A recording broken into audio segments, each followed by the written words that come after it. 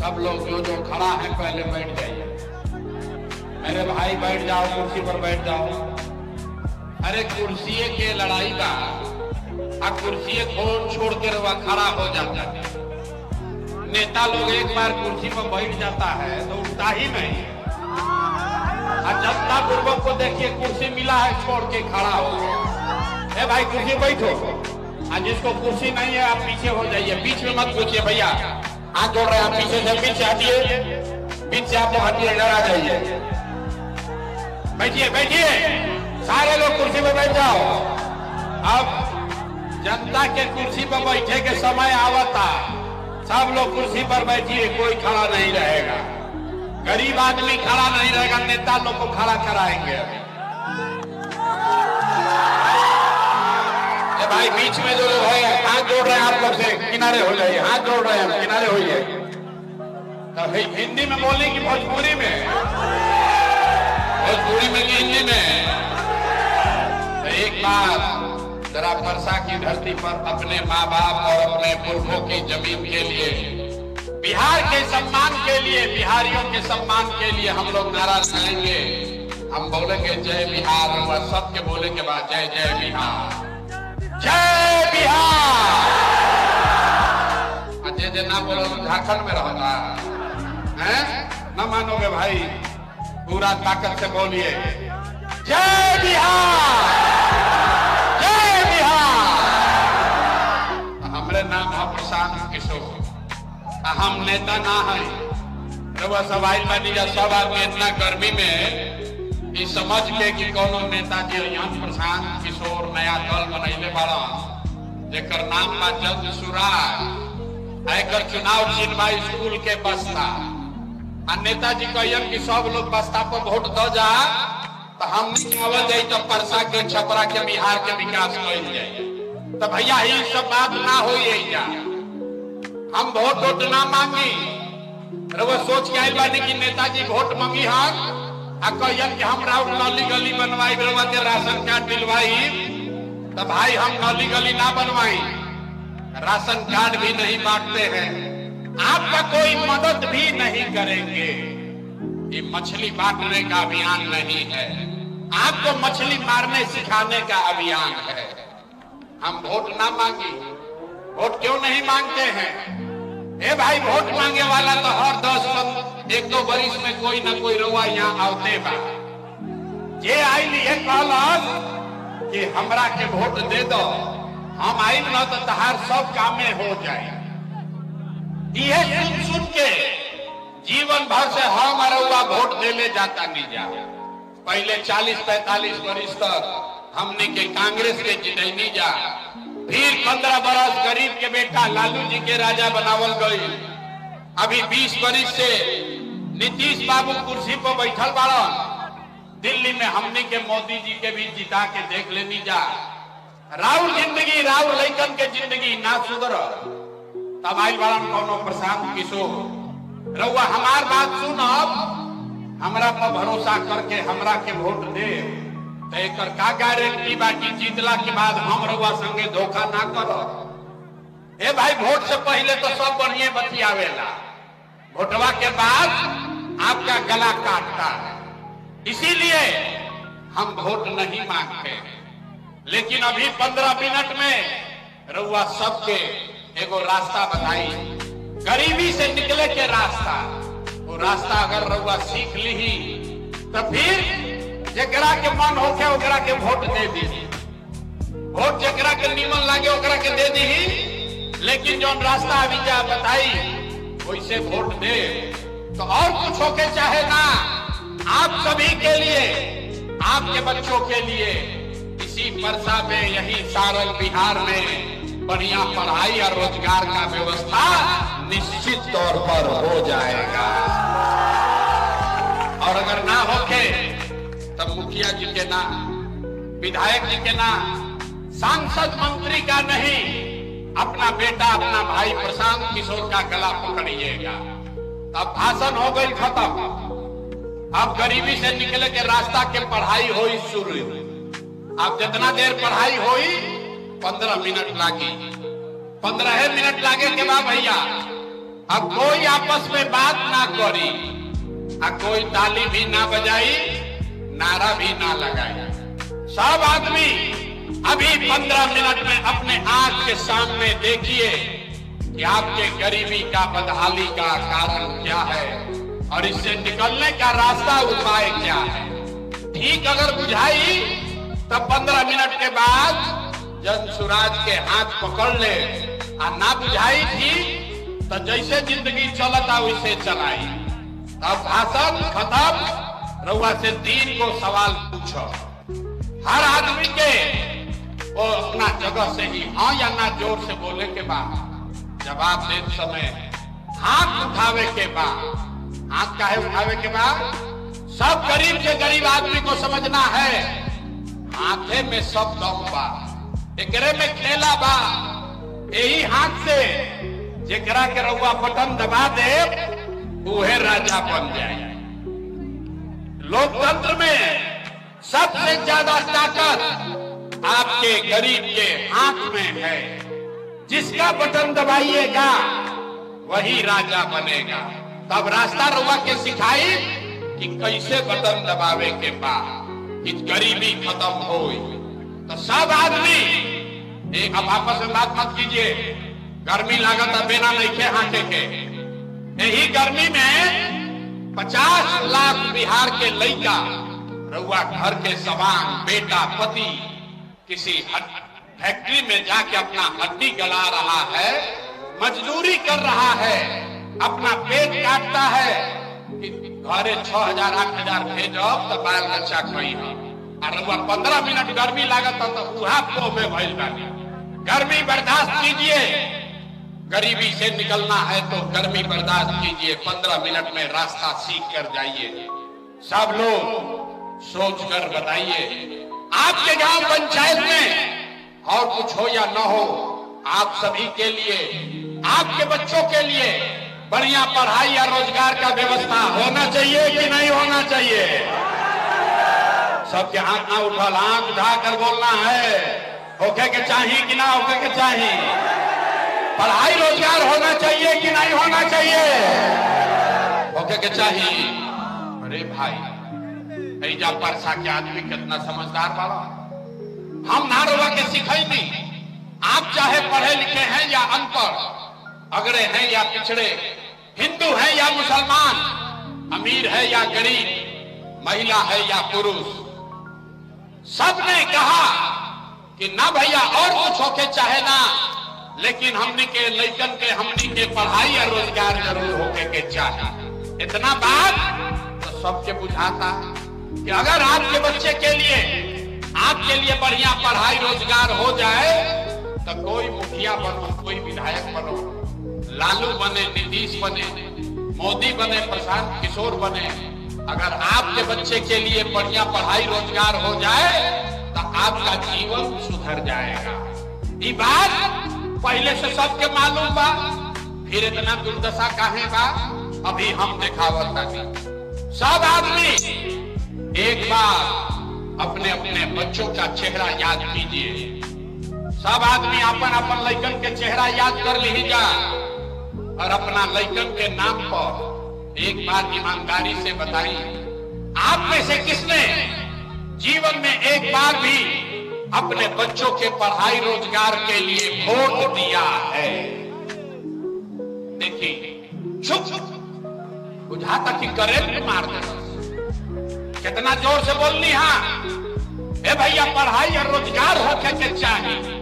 अरे भाई, रउआ बैठ के कोई लालू के गरियावता, कोई मोदी के, कोई नीतीश के, कोई मुखिया के, कोई विधायक के, कोई सांसद के, आपने तो अपने बच्चों के पढ़ाई रोजगार के लिए आज तक वोटे नहीं दिया, तो दूसरा के गाली काहे देता नहीं। अब कोई खड़ा होके कही कि भैया एक का गारंटी बा कि पढ़ाई रोजगार खातिर वोट दिहल जाई तो मिली। हमने के तो बिहार में सबके वोट दे के देख लेनी जा, आज तो कुछ ना मिलल, तो एकर का गारंटी बा कि पढ़ाई रोजगार खातिर वोट दिहल जाई तो मिली। बिल्कुल इसका गारंटी है। हमरा से लिख के ले ली, हमसे लिख कर लीजिए अभी 2 मिनट में जादू देखिए कि वोट चाहे आप किसी को दीजिएगा, आपके बच्चे को पढ़ाई रोजगार मिलेगा ही मिलेगा। हमारा बात पर भरोसा नहीं करेंगे कि जादू अपना आंख के सामने देखे के बाद सब लोग दूसरे सवाल का जवाब देगा। सोच के बताई जा, आज तक हमने के जगरा के वोट देनी जा, जिस नेता को जिस दल को हम लोग वोट दिए, उन नेताओं ने आपका और आपके बच्चों का काम किया है कि नहीं किया है? नहीं किया तो हथवा उठाकर ऐसे बोलिए, किया है तो बोलिए, किया है कि नहीं किया है? अरे भाई जोर से बोलो, किया है कि नहीं किया है? जोर से बोली, किया है कि नहीं किया है? अब पलटिया मत भाई, पूरा परसा के लोग देख ले लो, वीडियो में रिकॉर्ड हो गई, सब लोग कहल है भैया आज तक जकरा के वोट देनी जा, हमने के कोई वोट आज तक कामे ना कैल, तो अब हम जादू दिखाई गिनवावे शुरू करता नहीं।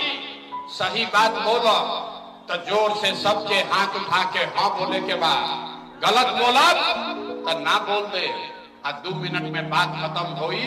रउआ लौकी आंख के सामने की पढ़ाई रोजगार कैसे मिली 2 मिनट में।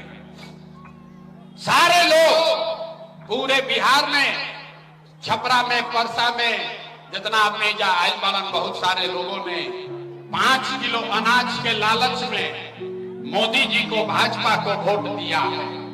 तो भैया बिहार में चाहे जितना चोरी भ्रष्टाचार बा, 1 किलो चोरी करके 4 किलो अनाज एजा के आदमी के मिलता कि नहीं थे मिला? जोर से बोले के बाद 4 किलो अनाज मिलता कि नहीं थे मिला? आपने हमने वोट दिया हिंदू मुसलमान बन के। सब हिंदू लोग कहल हे भैया हमने के अयोध्या में राम जी के मंदिर बने के चाहिए। तो रउआ गांव में नाली गली ना बनल, स्कूल अस्पताल ना भई, छपरा में फैक्ट्री ना लागल, रउआ इंदिरा आवास ना मिलल, लेकिन आपके वोट से अयोध्या में राम जी का मंदिर बना है कि नहीं बना है? आपने हमने वोट दिया। कई आदमी कहल कि ना मोदी के ना दे, लालू के ना दे, हम तो नीतीश के वोट दे, हमने के पानी बिजली सड़क चाहिए। तो नीतीश के राज में इसी भ्रष्टाचार वाले बिहार में बिजली का बिल 1000 आए चाहे 2000, घरे घरे बिजली आया है कि नहीं आया है? ए भाई बिजली आई बा कि नहीं के आई? हथवा काहे नहीं उठावो तो ही तो मैले बड़ा जा, हाथ उठाकर बोलिए बिजली आया है कि नहीं आया है? आपने हमने वोट दिया जाति के नाम पर, अपना जात के नेता के। बिहार में आदमी कहेला जी ही चाहे मर जाए, अपना जाते वाला के वोट दे। तो भैया राउर जात के नेता ने, आपके जात के नेता ने आपके बच्चों के लिए पढ़ाई रोजगार का जुगाड़ नहीं किया, लेकिन जाति का बात और जाति का गिनती जनगणना पूरा बिहार में कराया है कि नहीं कराया है? आपने हमने वोट दिया सिलेंडर के लालच में। मोदी जी के लोग कहल कि अब सिलेंडरे पर खाना बनावल जाए, तो सिलेंडर के दाम 1000 हो कि 1200, घरे घरे सिलेंडर बटाई बा कि नहीं के बटाई? हाथ नहीं के उठो। अरे सिलेंडर बटा है कि मोदी जी झूठ बोलता? सिलेंडर बटा है कि नहीं बटा है? आपने हमने वोट दिया मोदी का भाषण सुन के कि मोदी जी गुजरात में बड़ा विकास कैले बाड़ा। तो भैया मोदी गुजरात में तो विकास करता, पूरा देश का पैसा ले जाकर मोदी गुजरात के गांव गांव में फैक्ट्री लगा रहे हैं, और पूरे बिहार से, छपरा से, परसा से आपके हमारे बच्चे गुजरात में जाकर नौकरी मजदूरी कर रहे हैं कि नहीं कर रहे हैं? ये भाई तो कौना बात पर वोट दे दीजा कि नाम नहीं लो। आपने कहा अपने बच्चों के नाम पर ये भैया जीवन में आज तक अपना लड़कन के पढ़ाई रोजगार खातिर वोट ना दे दीजा। ये जादू दिखावे आई बानी। अरे भाई होगे बबूल तो आम कहां से खाओगे? वोट 5 किलो अनाज के लिए तो रोजगार कहां से भेटाई? आपने वोट दिया 5 किलो अनाज के लिए, अनाज आपको मिल रहा है। आपने वोट दिया मंदिर के लिए, मंदिर अयोध्या में बन गया। आपने वोट दिया बिजली के लिए, घरे घर बिजली आ गई। रउआ वोट देनी सिलेंडर खाती, घरे घर सिलेंडर बटा गई। रउआ वोट देनी जात खाती, जात के चर्चा गिनती घर घर हो गया। आपने वोट दिया गुजरात के विकास के लिए, गुजरात में फैक्ट्री लग गया। आपने अपने बच्चों के पढ़ाई रोजगार के लिए वोट नहीं दिया, इसीलिए पूरा बिहार का बच्चा अनपढ़ और मजदूर बन गया। यही बात बताने आए। वोट उतना मांगी, वोट नहीं मांगते। गांव गांव जाके अपन घर परिवार छोड़ के 3 बरिस से गांव गांव पैदल चल के गई नहीं। लोग के हाथ जोड़ के एक के बात बतावत नहीं। कह रहे मेरे भाई, अगर रउआ आपन और आपन लइकन के चिंता ना करो तो दुनिया में कोई नेता कोई दल राउर लइका के चिंता ना करी। काहे करी भाई? जब रउआ अपन लइका के चिंते नहीं थे तो लालू, नीतीश, मोदी, प्रशांत किशोर राउर लइका के चिंता काहे करी? अब अभी रउआ के दिखावता नहीं कि रउआ अपन लइकन के चिंता बाकी ना। अब फिर एक बाद गरीबी से निकले के एगो रास्ता मंत्र सिखाई सब आदमी के। अब 10 मिनट और सब आदमी के हाथ उठा के बतावे के बाद, और कुछ हो चाहे ना हो, आपको अपने बच्चों की चिंता है या नहीं है? हाथ उठाकर बताइए, अपने बच्चों की चिंता है कि नहीं है? है कि नहीं है? है। अरे वाह, परसा में सब के सब आदमी झूठ बोलता है। जितना आदमी आई बनी जब सब के सब झूठ बोल रहा। आपने कहा कि भैया हमको हमारे बच्चों की चिंता है। अभी हम रउआ गांव में आई बनी, रास्ता में अगर 100 वो लड़का मिल रउआ गांव के रउआ समाज के अगर 100 बच्चा मिल, आधा से ज्यादा आपके बच्चों के शरीर पर शुद्ध कपड़ा नहीं है। बरसात के मौसम बा, रउआ देख ली अपना गांव में ए मैदान में जितना छोटा बच्चा आई बड़ा सा, ज्यादातर लइकन के पैर में 50 रुपया के हवाई चप्पल भी नहीं थे। लोग से पूछता नहीं, अरे भाई अपना लड़का के का हाल कैले बारा, कम से कम चप्पल काहे नहीं खरीद, कपड़ा काहे नहीं पहनाव। लोग कहता है ए भैया इतना गरीबी बा, इतना गरीबी बा, कहां से कपड़ा पहनाई, कहां से चप्पल खरीदी, कैसे पढ़ाई, कैसे खिलाई। तो मेरे भाई, जिन नेताओं ने आपको और आपके बच्चों को इतना बदहाल बना दिया कि आपके बच्चों के शरीर पर कपड़ा नहीं, पैर में चप्पल नहीं, खाए खाती भर पेट बढ़िया भोजन नहीं, बच्चा आपका बीमार पड़ता है तो दवा डॉक्टर अस्पताल नहीं। वही नेता अभी 3 महीना के बाद वहीहन रउआ गांव में वोट मांगे खाती, तो जितना आदमी रउआ आइल बानी, जितने लोगों ने हाथ उठाया था, ज्यादातर आदमी जाति के नाम पर 500 रुपया के लालच में हिंदू मुसलमान बनकर मुर्गा भात खा के लालू के डर से मोदी और मोदी के डर से लालू का नारा लगाकर इसी हाथ से जो हथवा उठैले रही, यही हाथ से बटन दबा के उन नेता लोग के तीर से रउआ राजा बनाई। ऐजा कहता नहीं कि हमारा लड़का के बड़ा चिंता बा। अरे बा, अपना लड़का के नाम पर झूठ बोलता नहीं, तो आप नहीं भोगिएगा तो कौन भोगेगा? अरे भाई, लड़का के चिंता का होला, अगर समझे के बा तो एक बार लालू जी के देखी जा। लालू जी के अपन लड़का के चिंता बा। लालू जी के लड़का 9वां पास ना कैलक, लेकिन लालू जी के चिंता बा कि हमार लड़का बिहार के राजा बनो। हम ये बात कहता नहीं तो कुछ आदमी के बुझाता कि हम लालू जी के शिकायत करता नहीं। ना रे भाई, हम तो लालू जी के तारीफ करता नहीं। लालू जी इतना अच्छा बाप बाड़न, लड़का 9वां नहीं थे पास कैले, लेकिन चाहता कि हमार लड़का बिहार के राजा बनो। रउआ अपन दशा देखी, राउर लड़का मैट्रिक पास कर लेलस, आईए बीए कर लिया, उसको चपरासी का भी नौकरी नहीं मिला, लेकिन आपको उसका कोई चिंता नहीं है। रउआ तो जात के झंडा उठा के मताई बाकी, गांव में चलता नहीं, पूछते हैं भैया वोट किसको दिए थे? सुनी बिहार के कथा, पूछीला लोग से भैया वोट के रख देले रहो, कहता है मोदी जी को पूछे काहे, मोदी जी को काहे दिए हो? कहता है मोदी जी के सीना बा 56 इंच के। सुनी, कहता है कि मोदी जी का सीना है 56 इंच का। पूछे कि एकरा से का होई? बोला कि इससे सब मियां जी लोग के मार के मोदी भगा दी हम, पाकिस्तान को बम गिरा दी हम, पाकिस्तान के 4 गो टुकड़ा कर दी हम। अरे भाई देखिए बिहार के लोग के दुर्दशा। आप कहे कैमरा है हटाओ हटाओ जा। देखिए बिहार के लोगों का दुर्दशा। जा परसा के गांव में बैठ के रउआ ही बुझाता और रउआ ही लौकता कि मोदी के सीना 50 इंच बाकी 56 इंच, लेकिन आपन लइकन के, पूरा बिहार के लइकन के खैला बगैर सीना सिकुड़ा के 15 इंच भइल बा। रउआ नइखे लौकत रे भाई। तो राउर दुर्दशा ना होई, राउर लइकन के दुर्दशा ना होई तो केकर दुर्दशा?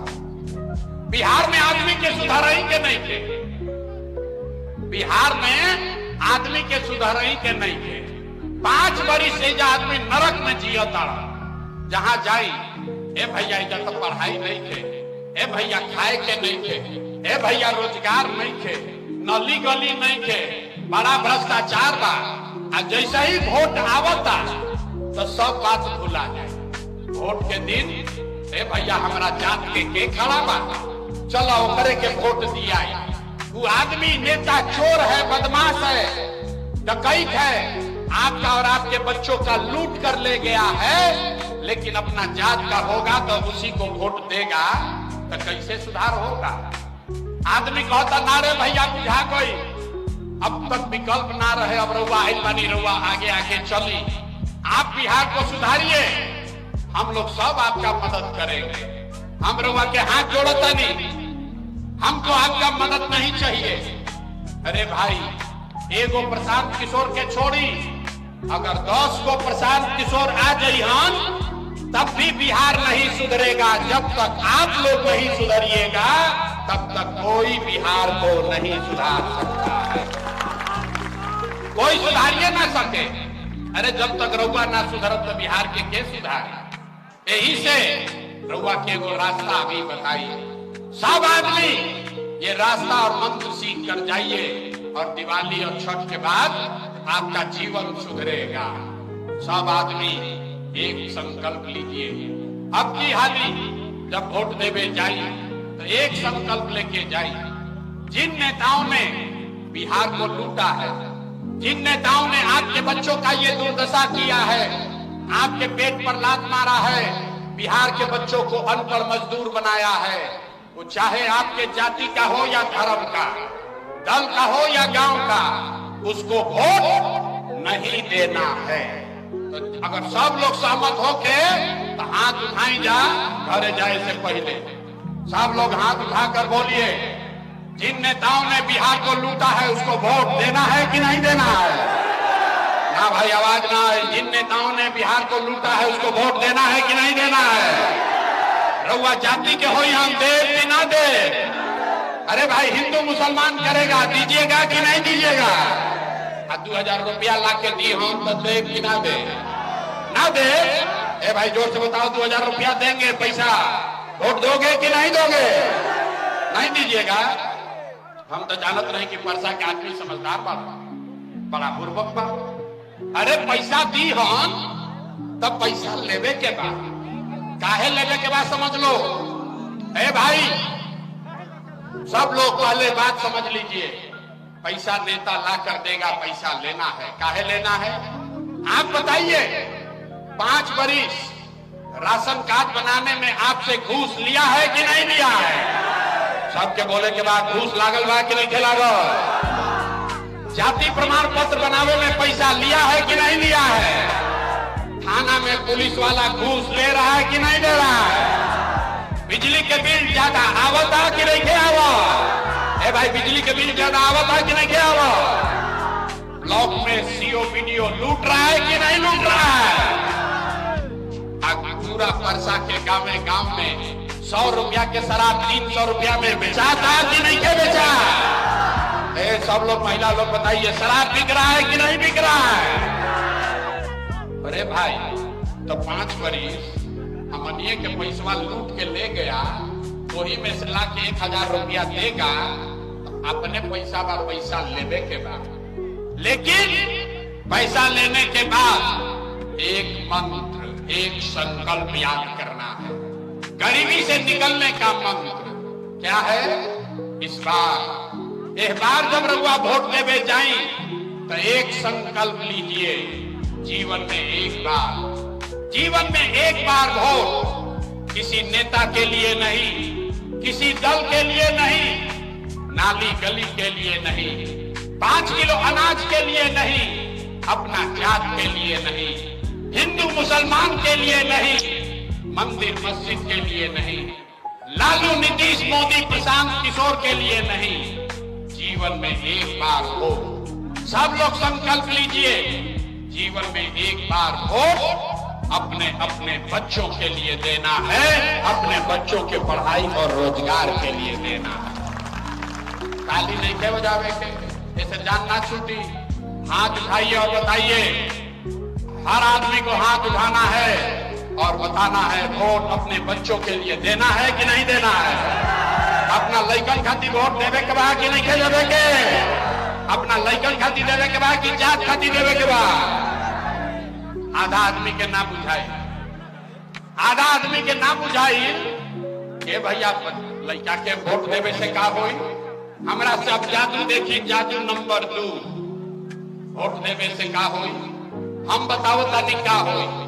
आपने मोदी का चेहरा देखकर वोट दिया तो चाय बेचे वाला मोदी रउआ वोट से देश के राजा हो गई। आपने लालू जी का चेहरा देखकर वोट दिया तो भैंस चराने वाले लालू यादव 30 बरिस से बिहार के राजा हैं। आपने नीतीश कुमार का चेहरा देखकर वोट दिया तो बैद का लड़का नीतीश कुमार 20 बरस से बिहार के राजा हैं। एक बार हमारी बात मानिए, एक बार अपना बेटा अपना भाई प्रशांत किशोर का बात मानिए, एक बार जीवन में अपने बच्चों का चेहरा देखकर वोट दीजिए। आपके वोट में इतना ताकत है, आपका बच्चा भी बेरोजगार नहीं रहेगा। अब अगर बुझा गई अब हाथ उठाकर संकल्प लीजिए। सब आदमी को हाथ उठाना है, मुट्ठी बांधना है। मुट्ठी बांधिए, सब लोग मुट्ठी बांधिए, आंख खुला नहीं रखे के मुट्ठी बांधने के बाद, और मुट्ठी बांधकर संकल्प लीजिए अगली बार वोट अपने बच्चों के लिए देना है कि नहीं देना है। अपने बच्चों के लिए वोट देना है कि नहीं देना है। देने के बाद झूठ नहीं क्यों बोलो, झूठ नहीं बोल रहे हैं। तो अगर झूठ नहीं बोल रहे हैं तो एक बार अभी हाथ पीछे करी और आपको बता रहे हैं, इस बार जब रउआ दिवाली या छठ मनाई, अब की हाली जब रउआ दिवाली या छठ मनाई तो आपके जीवन के गरीबी का, बिहार के बदहाली का ये अंतिम दिवाली और छठ होने जा रहा है। अब बजा लीजिए ताली तो बताते हैं कैसे। ताली बजा लो एक बार, छठ के बाद गरीबी खत्म होने वाला है। कैसे होगा अभी बताते हैं। छठ के बाद ऐसा क्या हुई अभी 2 मिनट में देख ली का।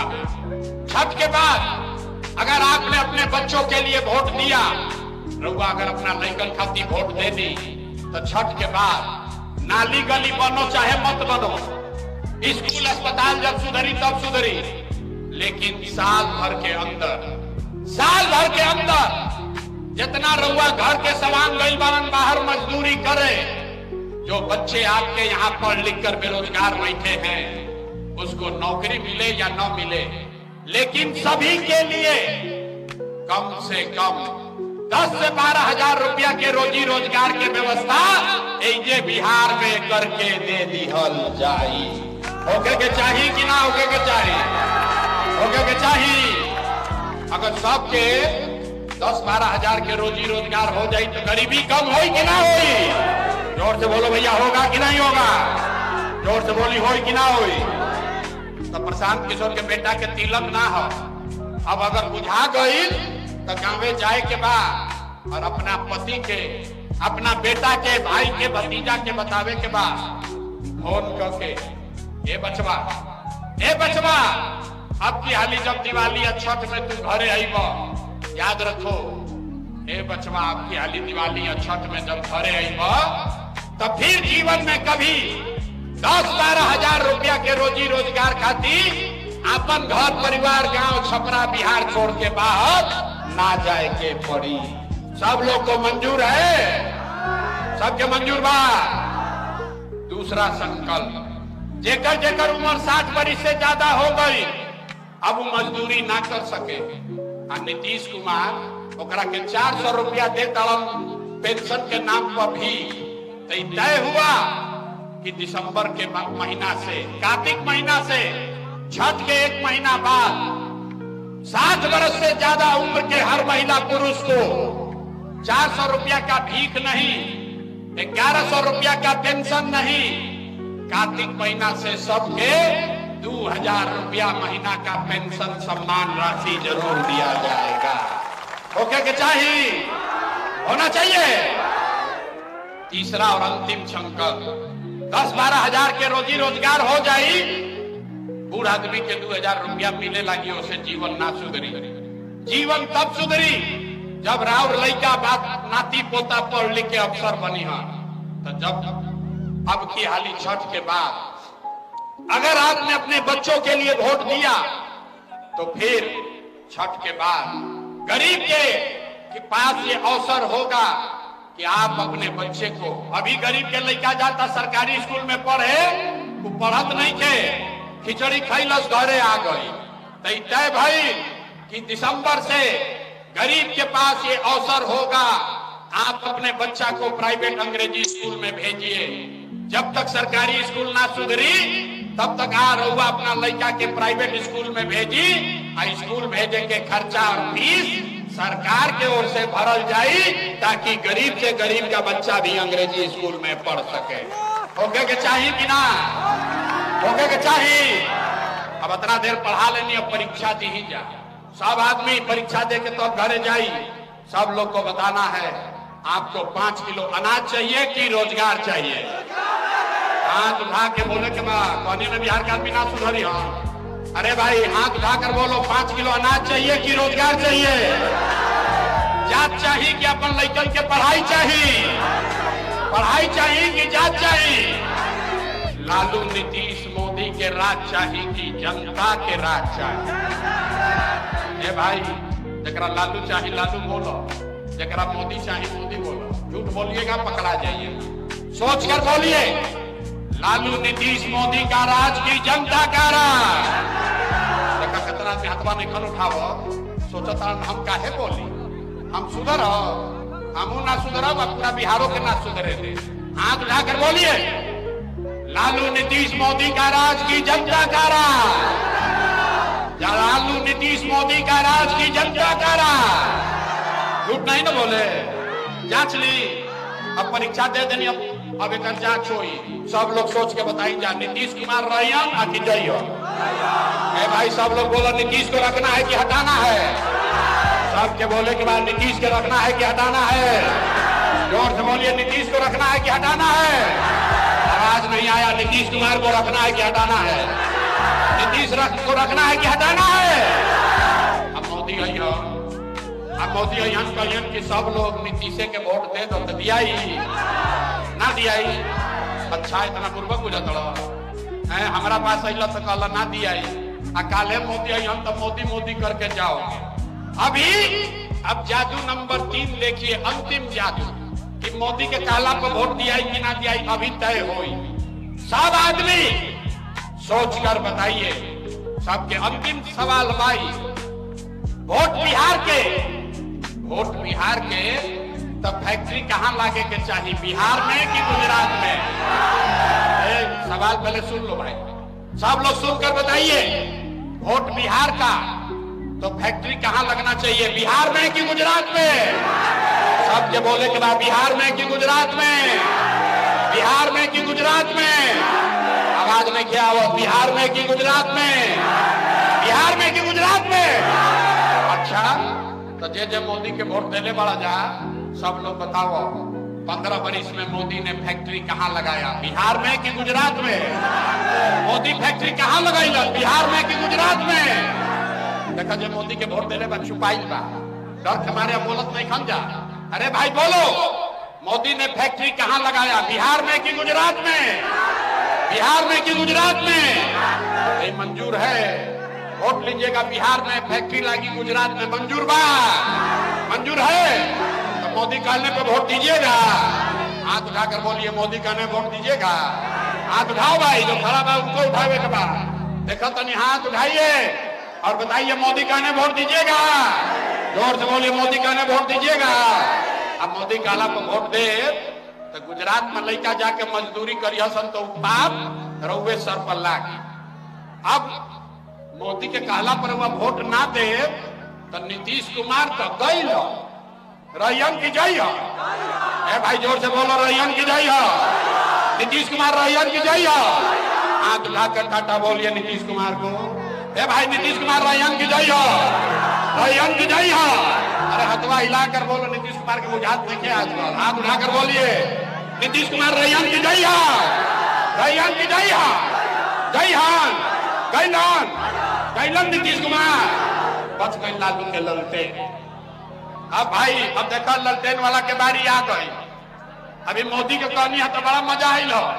अब बोलो लालू के ललटेन चाहिए। अब देखो ये ललटेन के वोट देले बा लुकाइल बा। अब क्या करी रे बाबू? अब तो हमारो नंबर आ गए। आप बताओ भाई, ललटेन वाला अपहरण राज चाहिए, गुंडा राज चाहिए, फिर से बिहार में जंगल राज चाहिए?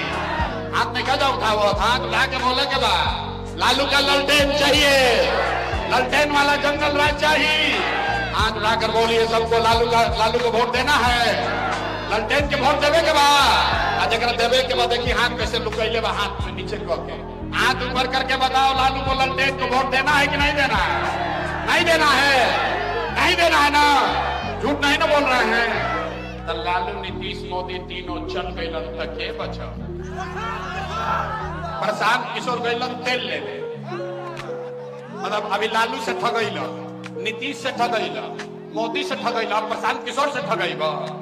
अरे नहीं, लालू नीतीश मोदी तीनों चला गया तब बिहार में बच गई बिहार की जनता। बिहार में अब लालू नीतीश मोदी का राज नहीं चाहिए, जनता का राज होना चाहिए। होके के चाहिए कि ना होके के चाहिए? होके के चाहिए, होके के चाहिए। तो तनी जोर से बोलो, अब लालू नीतीश मोदी तीनों गई के बचा? जनता। कौन बचा? जोर से बोलिए, लालू नीतीश मोदी तीनों गए, कौन बचा? कौन बचा? कौन बचा? कौन बचा? कौन बचा? अब बिहार में लालू नीतीश मोदी का राज नहीं, जनता का राज होना चाहिए, जन सुराज होना चाहिए। सब लोग तैयार है तो जोर से बोली, जय बिहार, जय बिहार। हम लोग से वोट मांगनी ना, पैसा चंदा ली ना। लोग कहता ये भाई इतना बढ़िया बढ़िया बतियावत अपना खातिर क्या चाहता? कुछ आदमी के बुझाता कि हम आइल बानी एजा मंत्री मुख्यमंत्री बने। अरे भाई आप हमको नहीं जानते, हम मुख्यमंत्री बने खातिर पसीना नहीं खी बहाव। एगो दुगो ना 12 जना के मुख्यमंत्री बनवैले बानी। ये मुख्यमंत्री बनने के लिए पसीना नहीं बहा रहे हैं, ये पसीना इसलिए बहा रहे हैं, ये सपना लेकर आए हैं कि अपने जीवन काल में एक ऐसा भी दिन देखें जब हरियाणा पंजाब से गुजरात महाराष्ट्र से लोग यही बिहार में छपरा में रोजी रोजगार मजदूरी करे अहियान, तब मानव की बिहार में विकास हो गई। सबके मंजूर बा कि ना? है मंजूर? है मंजूर? तो जरा बोलो जोर से, जय बिहार। तो वोट रुआ देनी ना, अब देवे के बारी बा, और कुछ नहीं। अगर हमारा बात ठीक बुझाई लोगे तो एक बार जाए से पहले हाथ उठा के आशीर्वाद दी और बताइए कि ये प्रयास होना चाहिए कि नहीं होना चाहिए? बिहार में प्रयास होके के चाहिए कि ना? बिहार में बदलाव होना चाहिए कि नहीं होना चाहिए? 25 में होके के चाहिए कि 30 में? अभी होके के चाहिए कि 5 वर्ष के बाद? ए भाई सोच के बताओ, अभी होके के चाहिए कि 5 बरिस के बाद? अभी की 30 में, 25 में कि 30 में, 25 में कि 30 में? याद रही ना? तो 3 महीना के बाद राहुल जिंदगी बदले वाला बा। बिहार से गरीबी के हमने के झाड़ू मार के अभियाली दिवाली में भगावे वाला बानी जा। सबको मंजूर है तो पूरी ताकत से बोलिए जय बिहार, जय बिहार। जरा फोटो खिंचावे के बाद हम गाड़ी पर चलब, जब फोटो खिंचा लीजिएगा। कोई पुलिस सिपाही हमारे साथ नहीं चलता, कोई पुलिस सिपाही नहीं थे। महिला लोग पर